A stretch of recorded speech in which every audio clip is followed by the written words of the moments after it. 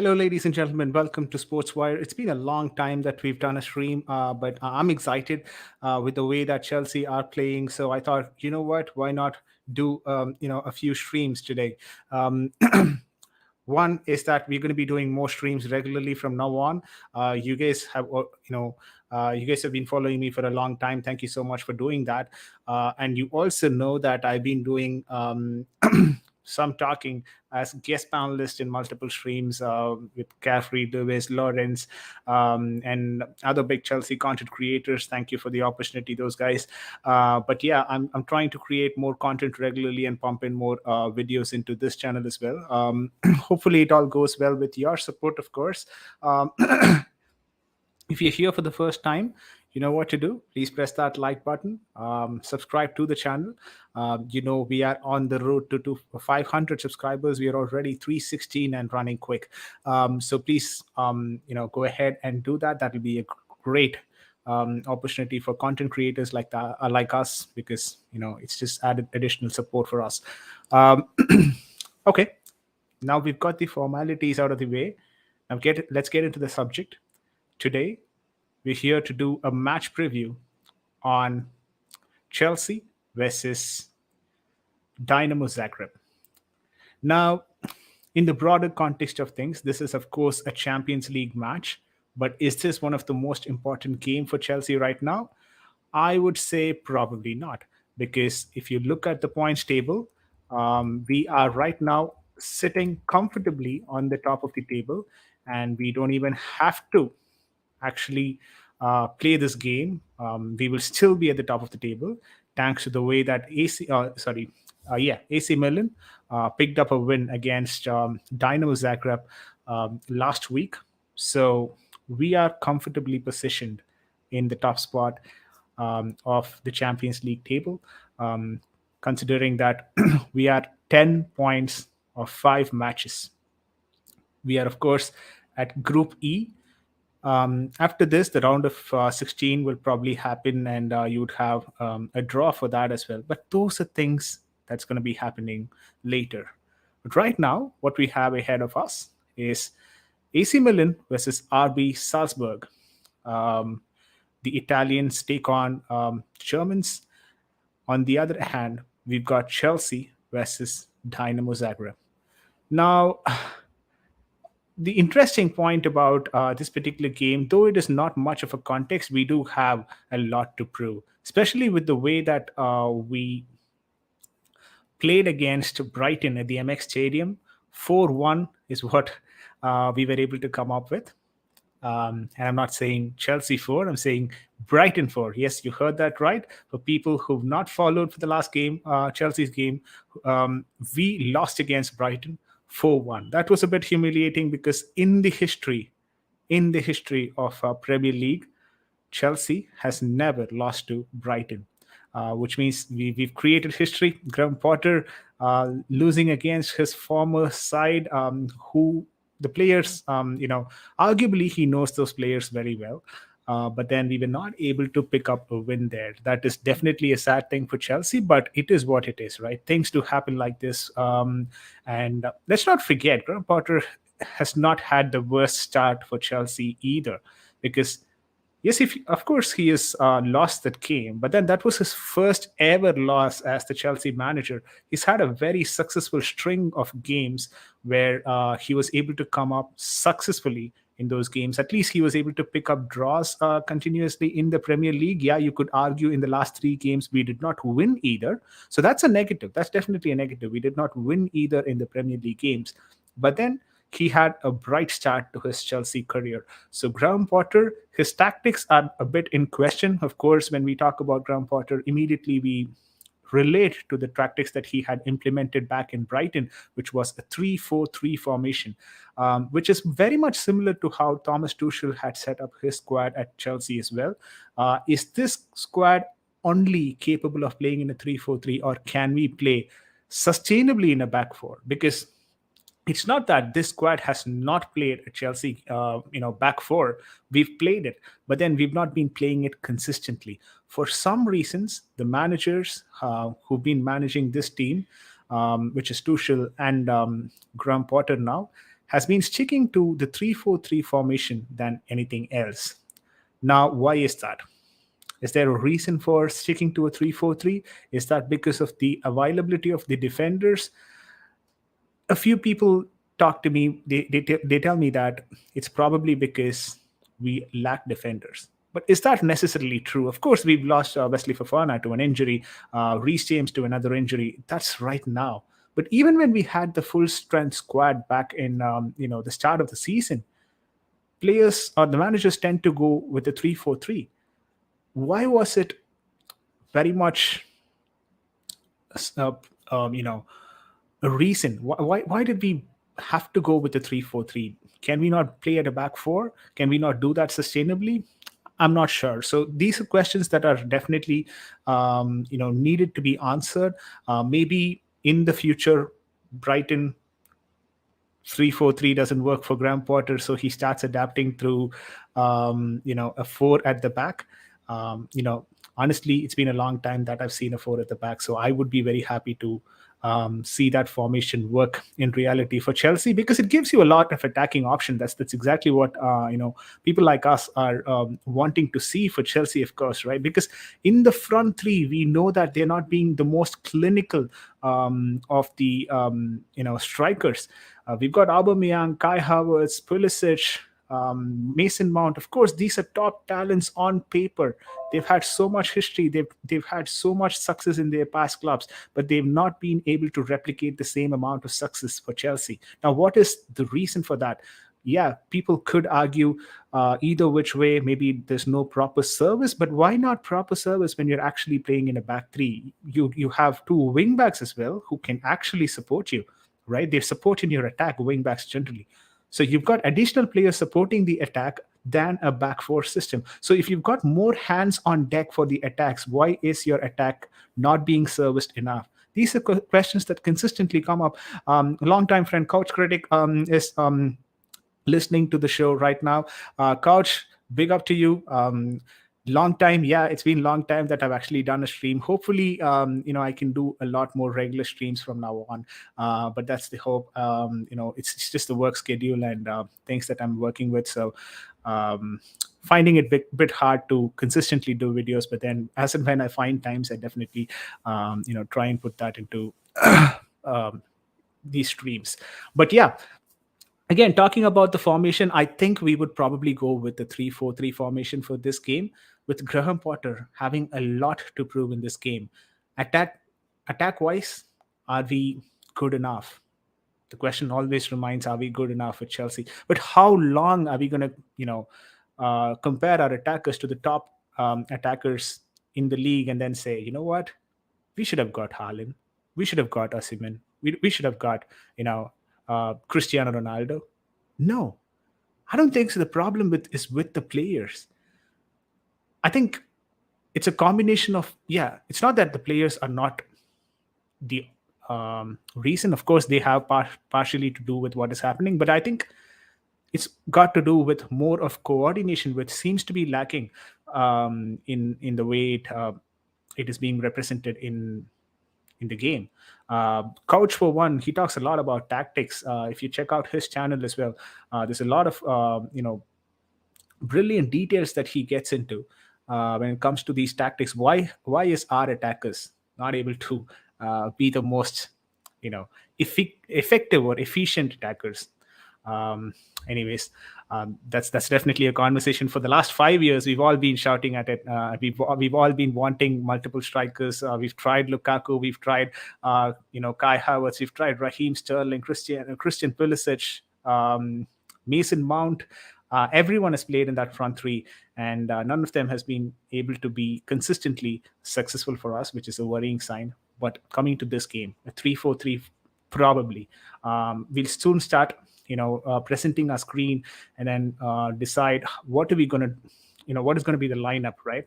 And it's a kind of confusion in this game, because are we going to go with the youngsters, or are we going to go with the experienced people? And Brighton, sorry, after the Brighton loss, is Potter going to be correcting certain areas? Is that going to be the focus, or are we going to just let youngsters play in this game? Because the lineup will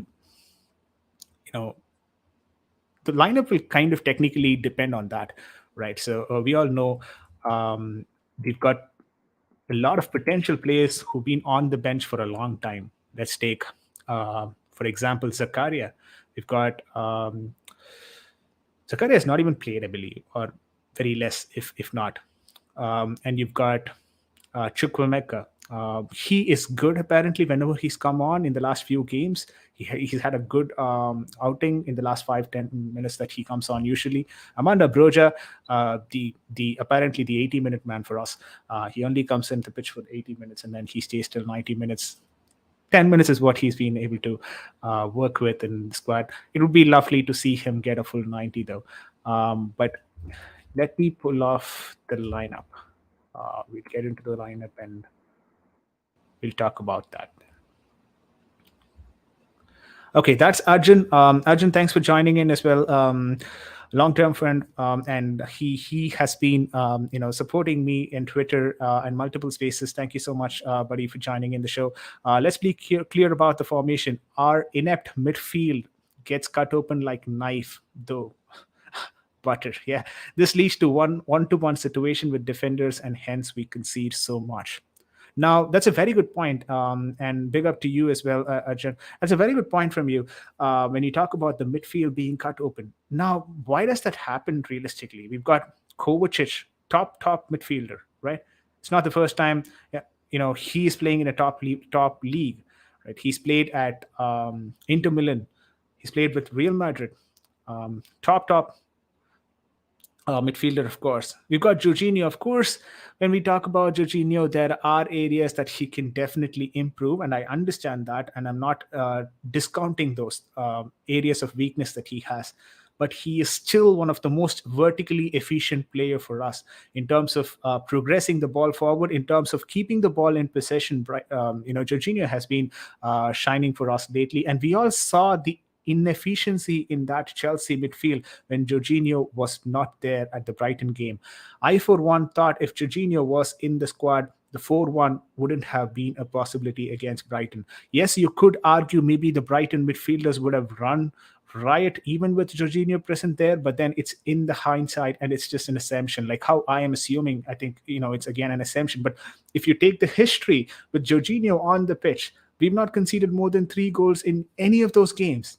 Right, and that's probably because of the balance that he provides, and he is someone who kind of spreads the defense as well. That's something that a lot of people are not understanding, right? And I know a lot of people, when we talk about Jorginho, immediately go for that slander. But with Jorginho, what you get is you can spread the ball along. He is very good at dictating the ball, dictating the defense. If you see Jorginho when he is playing for Chelsea, when the ball is around, he keeps himself busy. The way that he keeps himself busy is also, he instructs Thiago Silva to pass it to, Chalobah. It's not that Thiago Silva cannot pass the ball to Chalobah without Jorginho instructing him to do that. But since Jorginho has the best view of the attackers from a different perspective, the opposition's attackers from a different perspective, he can dictate the play better. And that is why Jorginho is very efficient in what he does. When Jorginho is not there, you could see how it, all goes for a toss. Right, he is an organizer. Exactly, that's the right word to put there as well. He is an organizer, and people call him the registrar as well, because Andres Pirlo once played the same kind of role. But he is efficient, he is effective, but the managers also need to know how to utilize him and what not to provide to him. See, if you're playing with Jorginho, there should be another player who can drive and forward, like Conor Gallagher. You play a back three with a midfield three with Conor Gallagher in the pivot of the triangle. Maybe it can work, right? Because you can have a cam sort of a role provided to Gallagher, and then you'll have someone like Kovacic to work with Jorginho. That's usually how we play. But if without Jorginho, we kind of lack that. But yeah, other midfield options are also available. Ruben Loftus-Cheek has been good for Chelsea recently. But after the talks with him being linked to the English squad for the World Cup, I'm seeing dip of form for Ruben Loftus-Cheek as well, making some slight silly mistakes happening here and there. Maybe the pressure is getting to him, because we've seen Ruben is not someone who can deal with pressure. He's historically been suffering from that. Maybe the pressure of international duty is kind of catching up to him. I really hope it shouldn't be, because we have a tight fixture. Let's not forget, we've got a very tight fixture. 4 matches coming up, and all stronger teams. In fact, we've got Arsenal right after this, and we've got Man City as well. And I think we play another strong team. I think it's Newcastle, and then we head to the World Cup on 20th of October. November. So it's going to be a busy 2 weeks for Chelsea. Hopefully, the boys remain fit, and all these players who are involved in the World Cup should go to the World Cup and play for the country, because playing for the country is obviously a matter of pride, and they should be, given that opportunity. Is what I think. So slowly getting to the, let's get to the lineup now. I'm assuming it's going to be a back three, but tell me, guys, if you want to see a different formation tomorrow, maybe a back four, we can try that out as well. But I was thinking maybe we should probably focus on what Graham Potter will be going up next. So maybe it's going to be a back three once again, and the goalkeeper. Interesting. We saw Kepa leaving in 45 minutes in the Brighton game, and then we had Mendy come for the next 45. Was he any better than what Kepa was? Um, Not necessarily, because we should also take into account. Yes, of course, Kepa had conceded 3 goals and Mendy conceded just 1 goal, but that's just the statistics talking. But if you see how Mendy's performance was and Kepa's performance was, I feel there is also a factor that we need to take into account, because Brighton kind of took the foot off the pedal for the second half, which means that they were not attacking that much. And Chelsea also maintained a lot of ball possession in the second half, because we were trying to attack, and we were not losing those silly balls that we did in the first half. So Kepa, though he had conceded 3 goals in the first half, I still think he was as good as what Mendy was in the second half. The goal that Mendy conceded as well, I think one of those, it was actually an attempt for triple save, and in the third save he was not able to save, so it went into the back of the net. So but I think the first 2 saves he should have at least held on to the ball, on either of these opportunities, right? Um, Always punching doesn't work. So you need to hold on to the ball, which I think Mendy did not go. And even if you're trying to punch the ball, please don't punch it to the opposition player. I'm sure you're not doing it intentionally, but when you're punching it straight to the, straight in front of you, obviously there is going to be those opposition players. There's deemed to be those opposition players there. So do not punch the ball in front of you. Try to punch it towards your sides, so that it at least goes for a corner, or it goes out of the play, or it goes to your defenders, because they are set to be in those position defenders, because they're going to be right next to you on either side. So when you punch the ball towards the sides, the reception of those balls would be probably your own defenders and not their strikers. But when you punch it in the front, it's just the 2 center backs and probably one of the midfielders of your team. Otherwise, it's all the opposition. So you're just increasing your risk, right? So not sure how I should be considering that to be top class performance from Mendy. But for this game, I'm not sure about Kepa's availability. If you guys know about Kepa's availability for tomorrow's game, please put that on the chat window. But if Kepa is available, I still think Kepa will make this game. Since it is Champions League and Mendy is slowly being settled into the team, maybe Mendy gets an opportunity. But I'll just mention Mendy here to start off with. But if you guys think Kepa is available to play, please let me know. We will change it accordingly. All right. So I think we are all in agreement it's going to be a 3-4-3 once again. We're just going to say the same shit happening again and again, aren't we? I know that's what we are going to be seeing, but yeah, either way.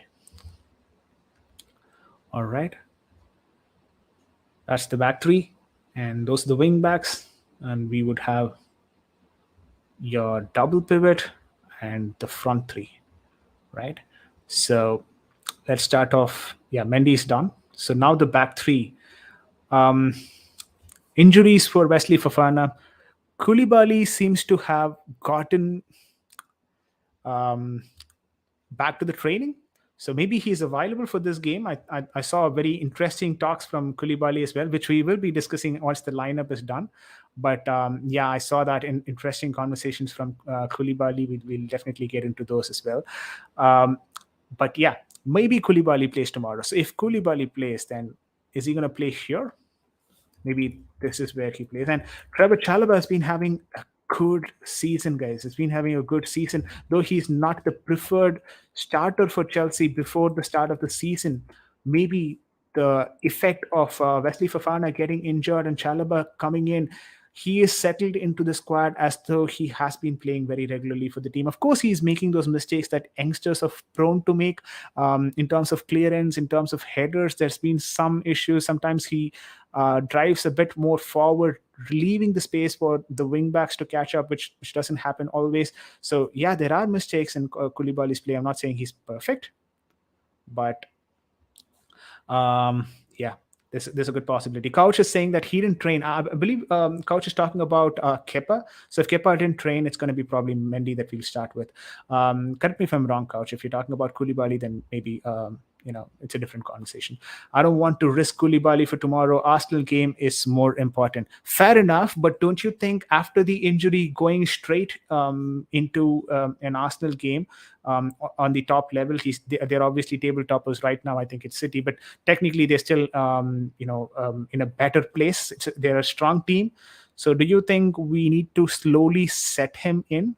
I hear you if you're also saying that maybe the last 25 minutes give him some sort of a game time for Koulibaly and then slowly make him play the full 90 against Arsenal. I get your point if that's what you're saying, but I for one would not risk him to go straight into the Arsenal game without any in-game time before the Arsenal game, because he's probably going to play in the entire 90. I would expect him to play the entire 90 for the Arsenal game, which means that he needs to start in the previous game, or even if he doesn't start, he needs to at least get some minutes.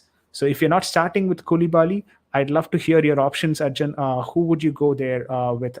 It probably would be Kukurea, right? Correct me if I'm wrong. It's probably going to be Kukurea. And do you think we need to be talking about Thiago Silva? Is that time for us to talk about Thiago Silva? I, for one, don't think so. But I've seen a few fans in Twitter already starting to slowly talk about the age perspective of Thiago Silva. Now, let me get one thing straight here. I know this age aspect is obviously going to come into play when the player is going to have a bad day, right? We've all seen even Cristiano Ronaldo gets the same slander, but he gets a slander right now for a different reason. I understand.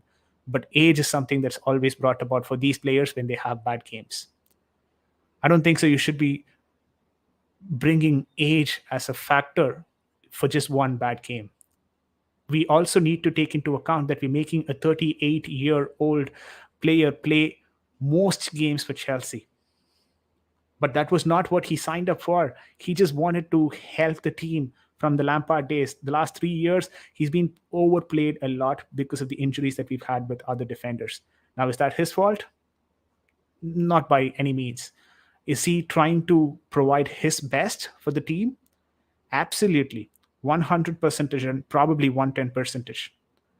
The head hit that he took the other day, I didn't think he was going to recover from that, but then he played immediately after that.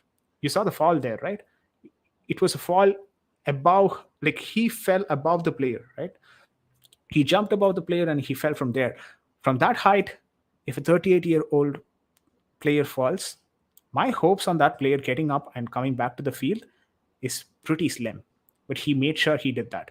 For me, Thiago Silva is definitely a great player, a great talent, and I'm not going to go all in Thiago Silva, slandering him for these kind of silly mistakes. Yeah, of course, what he did against Brighton was a mistake that shouldn't have happened, but even slides do happen. Yeah, people make mistakes, people learn from mistakes. I'm pretty sure Thiago Silva is going to come back strong. But would you start Thiago Silva for this game? I'd like to know your thoughts on that as well.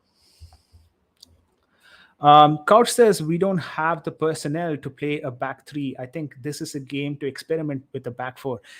Wow, that's a brilliant thought. That's the reason why I actually wanted to start this entire conversation with the back four, back three, because I for one thought maybe we do a back four testing today because the value of this game is almost close to nil. If you lose this game, it's fine. If you adapt to a back four and then you lose this game, you're fine still, right? Maybe you lose the momentum before going into an Arsenal game. I get the point, but it's still fine for you to test it out. You wouldn't get dead rubber games like this time and again at that to a higher level. You're still playing a Champions League opponent. So if you're trying to test out your back four, what better opportunity would you have than testing it out against a Champions League team? So I hear your point, Couch. You're saying also the back three is something that we need to play only if we have five defenders, or fit five defenders, or maybe six or seven, considering the bench strength. For a back four, it's a good place to try. Maybe we will also talk about the back four towards the end of this 3-4-3 formation and see where that could fit, right? I think then in that point, in that formation, you might want Koulibaly playing if Silva is not playing. Or if you're playing Silva, then you play Silva and Chalaba in the center, and maybe Kukurea goes out, and you'd have Chilwell playing the left back, and right back would be someone like Espilicueta. But yeah, that brings us to this conversation of the wing back. Now, left wing back, right wing back. One player struggles for the form, but he needs game time to bring in those form. Chilwell has not been having the greatest of the season so far. Sometimes wasted deliveries into the box, but still playing highly an attacking game on that left front. Being better in terms of his physical attribute than Kukurea. That is the reason why I would have Chilwell play high up top, because he's naturally a bit more attacking than Kukurea. When Kukurea goes to the top, I know he can fall back very quickly. Kukurea's work rate is good, but at the same time, he also struggles against strikers or midfielders if they're physically too strong. So Chilwell plays for me at the left wing back, and I'd probably have Aspi to provide that leadership amongst this team in the back. Maybe Aspilicueta plays in the wing back. Please let me know your thoughts as well, guys. Your wing back situation for me, it's Chilwell and Aspilicueta playing on either wings. Now going to that double pivot, always a confusion, always something that we like to be seen tweaked, but apparently it's never being tweaked. Now the options that we have are Jorginho, Mateo Kovacic, who's been struggling with his knee injury for quite some time now. I know he is fit to play the game, but he's not completely fit. He's still recovering, he's still nursing his injury, right? So we need to be very cautious about Kovacic's work rate. So would I want Kovacic to play this game? Since considering the magnitude of this particular game being very less, I'd probably rest him and start Ruben Loftus-Cheek. Now, Jorginho did not play Brighton game, and that was a bit weird for me. I was thinking, why not? Right? Because we already knew that we had a dead rubber that is going to happen tomorrow, right? So why not play Jorginho in a Premier League game and then probably even rest him? But I don't know the plans from Graham Potter. But from what I can um, understand, maybe Jorginho plays tomorrow along with Ruben Loftus-Cheek, which would probably be the same kind of midfield, except for Kovacic and Ruben started against Brighton. Maybe Jorginho and Ruben Loftus-Cheek start this game. Would this be the ideal midfield? Probably not. But do we have another option? Uh, yeah, we do technically have other options. Zakaria can play this game. So if Zakaria plays this game, we also have one more thing that we need to take into account. So for a player to play in one particular squad, so since okay, let me rephrase that. If Zakaria plays this particular game, he will not be taken back from his loan deal or whatever it is with Juventus. So maybe not playing Zakaria could also be an option because he seems to be someone who's not preferred at this point in time. And now the front three, the most inefficient front three that we've seen in Chelsea for a long while. But of course, this is a strong front three, right? We've got Raheem Sterling, we've got Kai Havertz, we have Pierre-Emerick Aubameyang, grade one striker, guys. Pierre-Emerick Aubameyang is still a grade one striker. He's not that aged. Also, people always, when we talk about Aubameyang, people always tell me, you know what, Auba's getting older. No, he's not actually getting older. He's still 32 or 33 or something, right? He's not that old.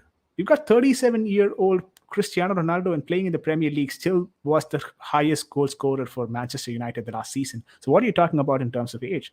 Aubameyang is not slow either. He's still got a good acceleration on him. Technically, Aubameyang is a blitzkrieg striker. I mean, he's very quick. Maybe he's not as quick as he was back in his Borussia Dortmund or Arsenal days, but he's still quick, right? So it's about how you provide service to Aubameyang because he is a natural finisher. Yeah, he makes sure he gets in right positions to score those goals. But you need to provide proper service to him. Yeah, there are areas where even he makes mistakes. Sometimes he misses open post challenges. So I'm not saying he's in the best of form. All that I'm saying is Aubameyang still has that potential, and I think Graham Potter and the coaching team need to find better ways to utilize him. And that's my web series playing on its own. Sorry about that. Now you've got the front three. The options that we have for player 9 here, the left wing or the left forward. Do you want to play like this, or would you consider playing it?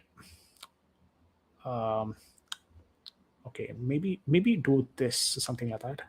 Okay, it doesn't work. Fine.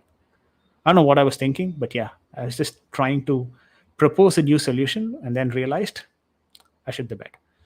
Anyways, player 9, we've got options: Christian Pulisic, Kai Havertz, Mason Mount. Pretty much it, right? So I think Pulisic deserves a full 90 after the performance that he has given in the recent days. Of course, when we talk about being a clinical finisher, he has not reached that level. But who amongst this front three anyways has reached that level? So I wouldn't be feeling bad if Pulisic is starting and then he's playing the entire 90. In fact, I would want him to start the entire 90, considering his work rate, his commitment, and the ability for him to take on defenders, which he seems to be not doing as much as what he was, but he still is one of the best players that we've got who can actually take on defenders, right? And apart from that, Christian Pulisic is going to give you hard 90 minutes. He's going to stop. He's not going to stop running, right? And we saw even in the Brighton game, he was running more than Sterling at the other side of the wing, right? The reason why I did not have Sterling play in the wing back and Pulisic here in the wing back is that I don't want these guys to be playing the wing back. At least this game, if it is a dead rubber, why not play them in the natural position and see where it leads, right?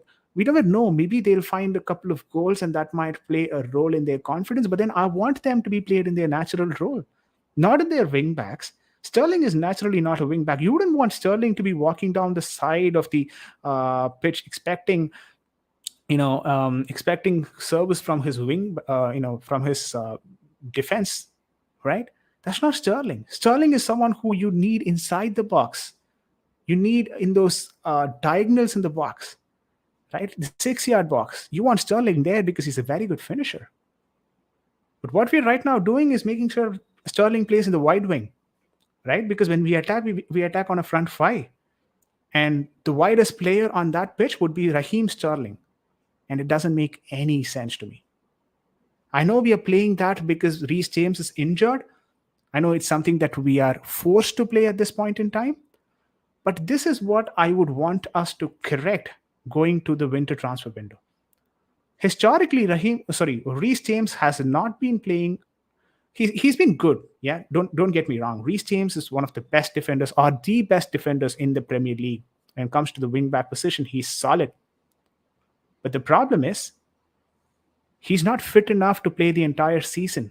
And this is not the first season that we are seeing Reece James missing out on a lot of games. We've seen this in the last 3 seasons. Reece James cannot be fit for an entire season, which means you need to have a proper quality wing-back replacement. And that's not Azpilicueta, by the way. Azpilicueta is a wing-back replacement because we didn't have anyone to replace Azpilicueta at that point in time. We're still struggling to sell Azpilicueta because we don't have a replacement for Reece James. Now, that is the reason why Raheem Sterling is playing towards the widest area on the pitch. And that's not the fault of the manager who's right now here, because he was not even here for the transfer window. He just came in towards the end of the transfer window. So what I'm going to say is, right now it's not Graham Potter's issue, or right now it's not Graham Potter's fault. But if he's not able to rectify that in the winter transfer window or the upcoming summer transfer window, and that's when it becomes his problem, right?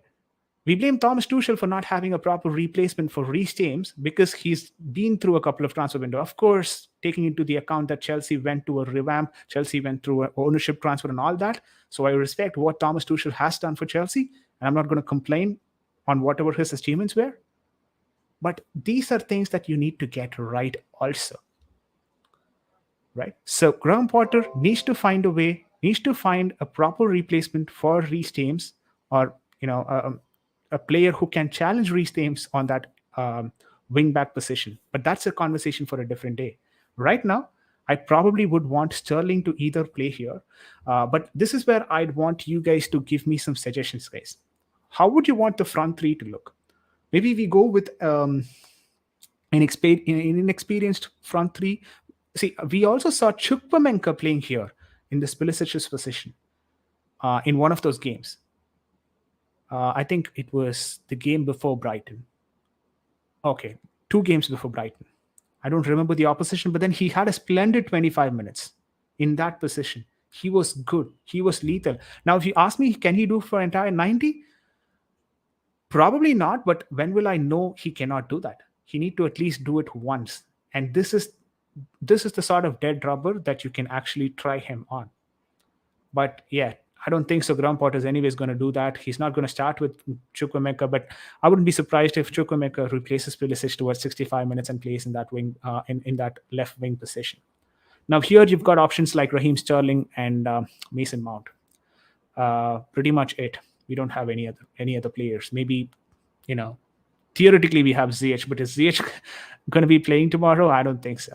But would I want him to play tomorrow? Maybe yes.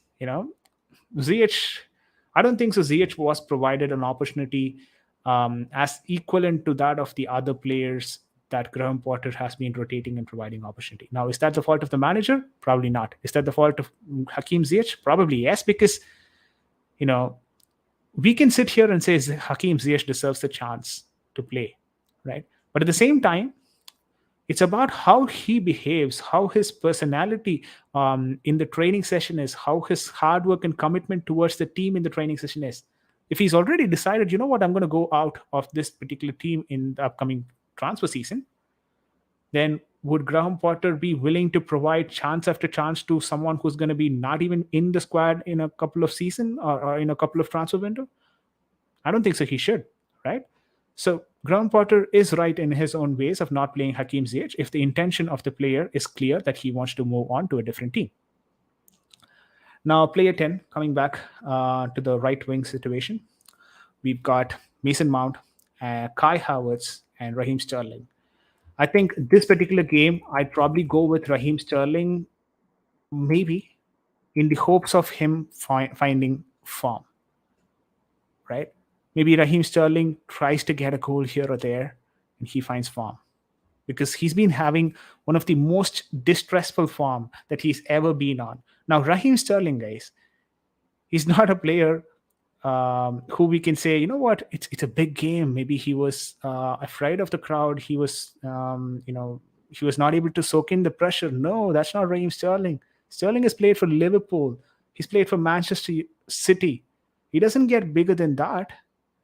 He's played in pressure situations more than any of those guys in the front three, including Aubameyang. Aubameyang is not challenged for any of these Premier League trophies. But brother, here he's got two or maybe even more than that Premier League trophies.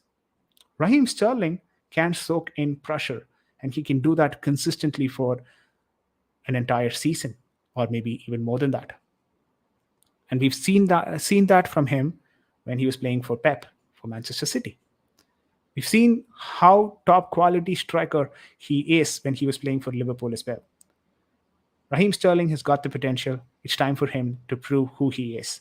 Yes, he started well with Chelsea, scoring a few goals here and there, but then he is more than what people are saying he is right now. He's out of form, of course, but then his talent, he's got huge potential. It's just a matter of time before he integrates perfectly with the squad and performs the way that we as Chelsea fans want him to perform. He wanted to come to Chelsea to be the main man. He's been playing so many games, so I would say the managers have been fair on him on making him the main man. But sometimes, tactically, he's been moved around, which I think should be changed. If Raheem Sterling is brought into the right wing position and being given an opportunity tomorrow, I think that's probably a sign of that. That is what I'd consider a sign of the manager telling him, you know what, I don't want you to play in the wing back anymore. I'd probably find a different replacement. I want you to play in your own position and try to provide us the best of what you do. So that's Raheem Sterling for me in player 10. And the striker, Amanda Broja, Aubameyang. Now, Aubameyang obviously is out of form. You could give this game for Aubameyang to get back into form, or you could go to Broja and give him a full 90. Now, what would I want Graham Potter to do? Go with Broja, buddy. Go with Broja. Please do that. You know what? He signed a 6-year contract with us in the hopes of him being the grade 1 Chelsea striker. But right now, he's the third choice striker. I'm not even kidding. He is our third choice striker. And I don't want that for someone who's young and signed a 6-year deal with us. Now, am I saying he deserves a full 90 every single game? No. All I'm saying is he doesn't deserve to be a third choice striker when the first two are even shitter. Yeah? They're even bad than what Amanda Broja right now is. In fact, Amanda Broja is not even bad. He's good. He's decent. In the minutes that he's been given option to play, he's been doing an exemplary job for Chelsea. He's found the back of the net. Once a beautiful drive towards the left bottom corner. We all remember that goal. He's been doing a great job for Chelsea whenever he's come in, but he's not been getting enough minutes to come in. Yes, of course, he got one of those games where he played an entire 45 or maybe more than that. And we saw he was struggling a bit with confidence. People were slandering him for that because they felt, you know what, Amanda Broja is too quick, but it doesn't mean that he's an exceptional striker. I'm telling you guys, Amanda Broja is an exceptional striker. Take it from me. He's an exceptional talent. We saw the run, past the defender. He was extremely quick, and it's not just about the quickness. He's not got that finesse yet, but he will get that finesse once he starts playing a lot more in the squad. That's when he'll grow in confidence. And man is physical, right? He's more than 6 foot. And he's a tall, lanky striker who's also physically strong. He's a lot physically strong than what you would want for a 19-year striker. Albanian international playing for Chelsea, expecting to grow more in this current role and play and become successful for Chelsea. And all hands on deck for Amanda Broja for playing this 90 minutes for Chelsea. So I'm going to go with Amanda Broja here. I want Graham Potter to look at this as an option and try Amanda Broja up top.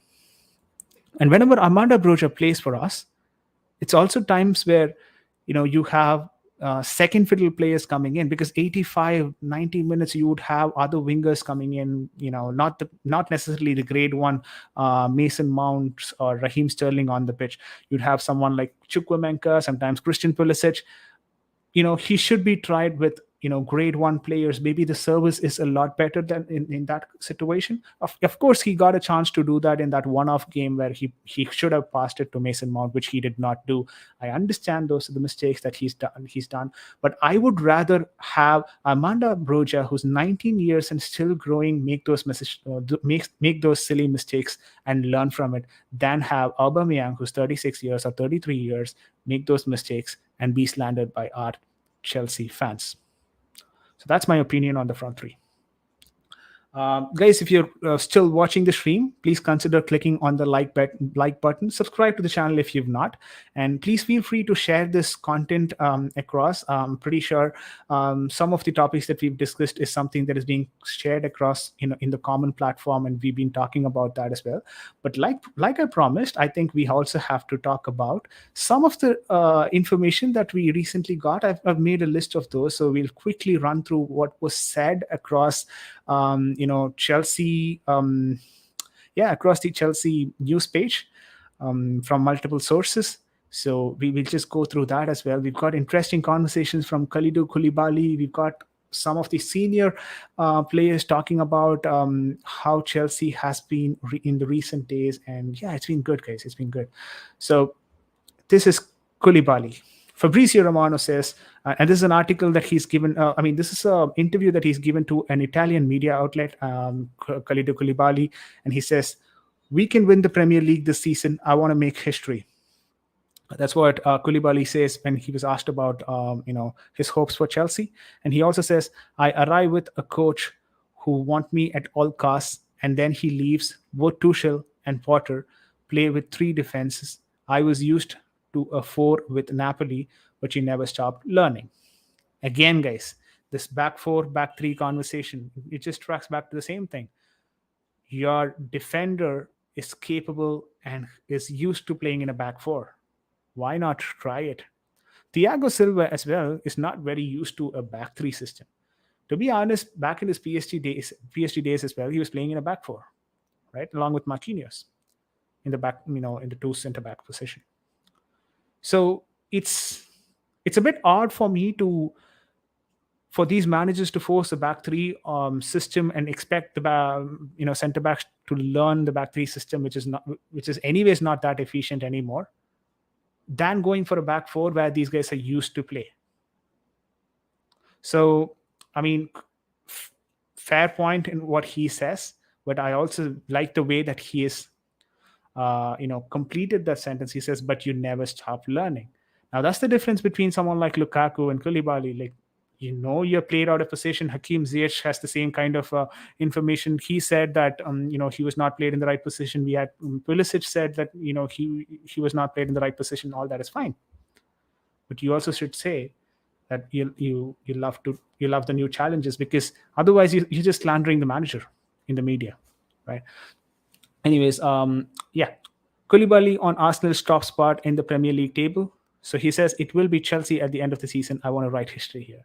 Now that's what I love about our players. Koulibaly, when he says Arsenal is not going to be in the top of the Premier League by the end of the season, I want to see that man on the pitch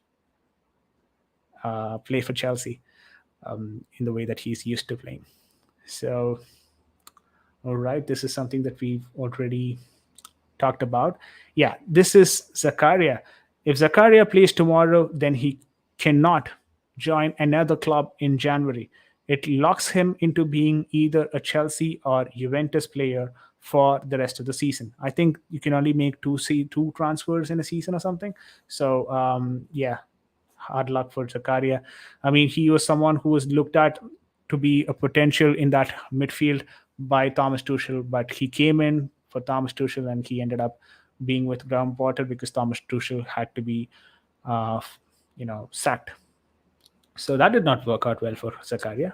Hopefully he does a good job and tries to return back to the team. No, not even return back to the team. He'll appear for the for the team. He's not even made his first appearance, I believe. Anyways, this is Simon Phillips. Um, this is Frank Leboff, um, who is, I think he is part of the ESPN panelist in analyzing the games. So Frank Leboff says, my main concern for Chelsea is I don't see many players who will risk missing a pass and play more vertically.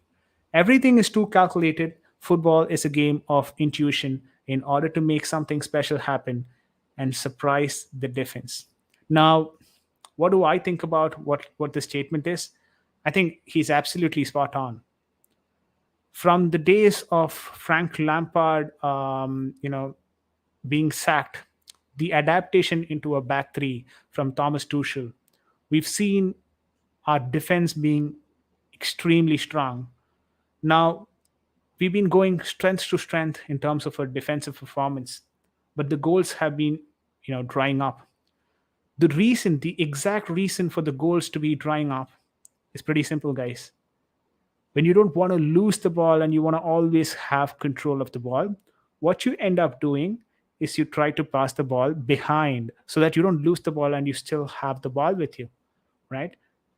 But you don't attack, because the natural instinct of these players over the past 3 years under Thomas Tuchel and Graham Potter has seen them starting to be more calculative in their approach.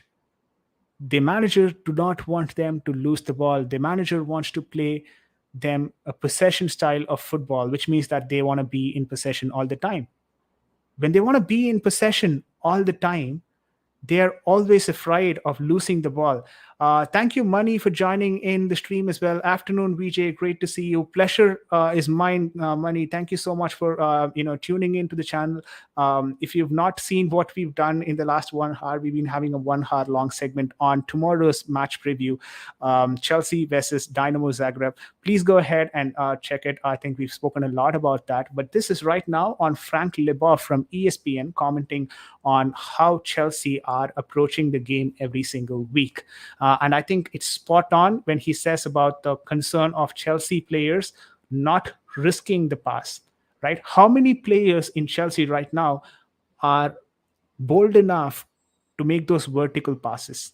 Not a lot. We've seen some of those vertical passes at some point from Jorginho. We would want him to play a lot more vertical deliveries. He doesn't want to play that vertical deliveries because he wants to play a safe game, because that's the expectation from the manager, right? That's the expectation from the coach. Now, is it all blame on the manager and coach? Most of it goes to the manager and the coach, because they have to be in a position to tell them, you know what, guys, when you find opportunities to attack, prioritize that, right? When you find opportunities to attack, prioritize your attack. Don't always try to put the ball, don't always try to ping the ball behind to the defenders, right? Yesterday, even in the Brighton game at 80th minute, we saw Chalaba and Thiago Silva playing back passes, and then they were playing amongst each other. Now, what's the purpose of that play? I honestly don't know, right? Maybe they were trying to settle those attackers in the front. Usually, when the defenders are passing here in the back, it gives the time for the attackers to settle in there, so that when the play starts and when there is a particular style of play that or a pattern of play that they want to actually implement, the attackers are ready for it. But I saw nothing up top. The attackers were just standing, waiting for the ball to come in, and the ball never came because the defenders started to play amongst themselves, and then they were playing, pinging the ball to the midfielders and getting the ball back from the midfielders. Now, how is it used to any of those Chelsea players, or how is it used to any of those match situation at that point in time when you're trailing by 3 goals against an opponent who's never won against you in the Premier League? I don't know, seriously. And these are the things that I think Chelsea has to learn a lot. Like, you need to take some risk in order for you to score goals. I know you might lose the ball at times and the opposition might punish you on the counter, but I think that's the chance that you need to take. And that's where the defensive organization is something that we need to focus on as well. As leaders of the pack, Thiago Silva and Koulibaly, along with the managers and the coaches, need to sit down together and find a solution on how can they make sure those attacks are more effective. And whenever there is an issue, not an issue. Whenever there is the ball that is being missed and there is a counter, how can they counter it? Because it's the defender's job to counter. Just because you don't want to concede, you cannot expect the attackers to play defensive style of football. It doesn't work that way, right? Money says, I think Potter has had a good record in Europe so far, and Chelsea should qualify as group winners. For me, it looks as though Mendy will start, and there should be some changes. Aspilicueta in. I think you spot on. When we did the formation as well, which was like 15, 20 minutes before in the same video, we put in Aspilicueta, we put in Mendy. I think most of the changes that you're telling is something that we also think would happen. Potter has a good record in Europe. That's an again good statement from Money. Potter has not had a European game before he came to Chelsea. It's been historically just wins for Potter. Maybe he finds European football a bit more easier than the Premier League, but it's too early to comment though. We asked the same question for Thomas Tuchel. We also how it turned around in the next season. People get found out, managers get found out. That's exactly what happened. Graham Potter has been having a good record in Europe, and hopefully he continues to have that good record. And he also says, and preferably if they stick to a back four, they should be okay. With the back three and wing backs, they either look solid or clumsy. Good discussion on that as well. We had this discussion earlier in the stream, back three, back four. I'd want them to try a back four in this team with Koulibaly, Thiago Silva playing the center back position. If Koulibaly is not available to play this game, maybe then you have Thiago Silva and Chalaba playing in the center back, and having Aspilicueta as the right back and left back as Chilwell. That's what I would do if it is a back four. But I don't think so. They're going to be playing a back four, which is a sad in itself, because dead rubbers like Couch initially mentioned, and now what Money is mentioning as well. It's better that you try out your options in a dead rubber game, because even if you lose this game, it doesn't really matter. It's fine, right? What game do you otherwise get? A Champions League game at the highest level is where you can try out your formation and actually check if they're working or not. Anyways, I think that was on Frank Liboff's comment as well. I think he was spot on in what he said. Simon Phillips, thanks for tweeting that out as well. I'll just check if there is anything else that is there for today. Yeah, a lot of people in Twitter have been calling for Hakim Ziyech to play for another game. Maybe he should deserve a fair opportunity. We've already touched upon this topic. Hakim Ziyech, for me, needs to, take his chances, but then he needs to do a lot of work, first of all, in the training ground for him to impress the manager, and that's when he will deserve those opportunities. But because the reason why I say that is it's not an issue with just Graham Potter and Hakim Ziyech. We've seen the same problem with Hakim Ziyech having with Thomas Tuchel as well. Hakim Ziyech was not a preferred player even for Thomas Tuchel. So if this is happening with multiple managers, then I'd probably say it's an issue with the player. So I think Hakim Ziyech needs to start concentrating and focusing more on his trainings in the pitch. And I think he needs to also start looking at the fact that he is here at Chelsea. Maybe he goes outside Chelsea the next season. He goes into the transfer market and finds a better deal for himself. But right now he's in Chelsea, so he needs to do justice for himself, because that's how he can find better value financially as well for him towards the end of the season when he moves out on a transfer. Maybe even in the winter transfer window, there needs to be takers for him. For that, he needs to prove something on the pitch.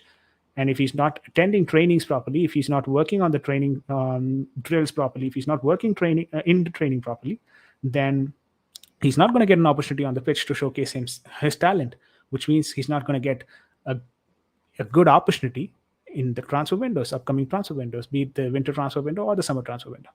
Anyways, Money says, agree on Ziyech. It's also a worry that the goals seem to be drying up, but you'll get more hits than misses with Havertz and Aubameyang. Fair enough.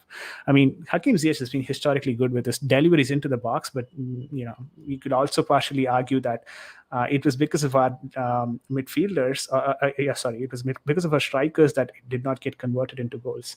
But it is what it is. He needs to find better ways to ping those balls into into the box. Maybe if there is a back four tomorrow, adapting to a back four, maybe we could see Hakim Ziyech playing tomorrow. That might happen, and I wouldn't be surprised if Hakim Ziyech also scores a goal or gets a couple of assists for himself in a back four, because historically he's been very good at back four. Let's not forget that. So my score predictions, which is towards the end, I usually do that towards the end. So my score predictions tomorrow is a 2-1 victory for Chelsea. I still think Dynamo Zagreb would be able to score one goal, because Chelsea's defense, I don't think so, is the strongest at this point in time. So there is a good chance that we concede, and we will also have some rotations in the defense, which could also lead to some confusions in the defense, and that might lead to a goal as well. So I think it's going to be a 2-1 win for Chelsea. Chelsea 2, Dynamo Zagreb 1 is my score prediction. Please do feel free to put your score predictions also in the chat window. I'd love to hear your thoughts as well. I'd also, the 11 that we've just created, I'll put that on my Twitter page. Sportswire is where you can find my Twitter account as well. So you know that I've been doing a lot of Twitter spaces as well. I'm a regular speaker with Con as well. So Con Space. So you can talk to me in this channel, Con's Twitter space, or you can directly ping me on Twitter. Happy to respond. And also you can find me with Carefree Lewis's channel, and Lawrence doing those shows. So yeah, I'm around. Chelsea's around.